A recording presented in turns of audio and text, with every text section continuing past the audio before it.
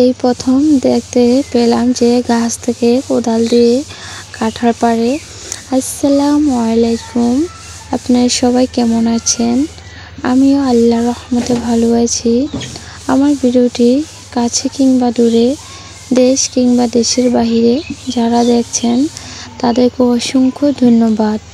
এদিকে মা মেয়ে দুজনে পোশাক ছেড়ে নিচ্ছি গাছ থেকে। পোশাকগুলো এত সুন্দর হয়েছে কি বলবো, মানে রাস্তার পাশে পোলাপানের যন্ত্রণায় পোশাক অত সুন্দর হয় না, ছিঁড়ে ফেলে, তার জন্য পোশাকগুলো ছিঁড়ে নিচ্ছি।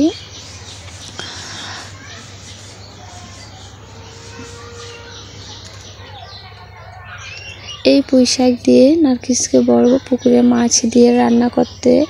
পুঁইশাক দিয়ে মাছ দিয়ে রান্না করলে খেতে ভালো লাগে, ভাজি খেতে অত ভালো লাগে না আমার কাছে। এদিকে দাদা আবার পেয়ারা গাছ থেকে পারছে আমার শিফামার জন্য। 2টা পেয়ারা গাছে পেকে আছে, তো লাঠি দিয়ে পায়রা দিচ্ছে আর কি আমার শিফাকে। তো পেয়ারাটা এত মজা ছিল কি বলবো। আমার ভিডিওটি যদি ইউটিউব চ্যানেল থেকে দেখে থাকেন প্লিজ সাবস্ক্রাইব করে পাশে থাকবেন। আর পুরাতন আপু ভাইয়াদেরকে অসংখ্য ধন্যবাদ। এই ভুট্টাটা অনেক আগেই বিক্রি হয়ে যেত, কিন্তু বৃষ্টির কারণে ওনারা নিতে আসতে পারে না।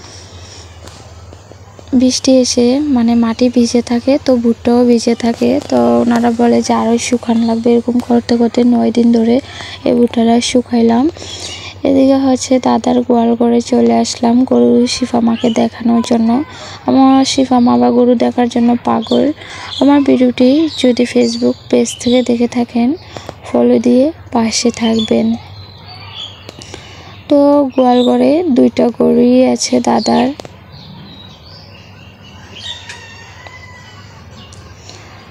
আমার ভিডিওটি কেমন লেগেছে আপনারা সবাই কমেন্টের মাধ্যমে জানাবেন। আজকের ভিডিও এই পর্যন্তই। আল্লাহ হাফেজ।